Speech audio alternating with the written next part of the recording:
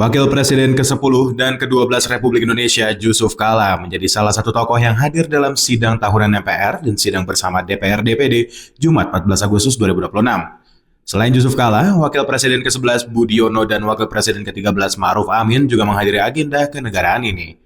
Sejumlah ketua umum partai politik turut hadir, diantaranya Surya Paloh, Muhaimin Iskandar, Zulkifli Hasan, Agus Harimurti Yudhoyono, dan Bahlil Lahadalia.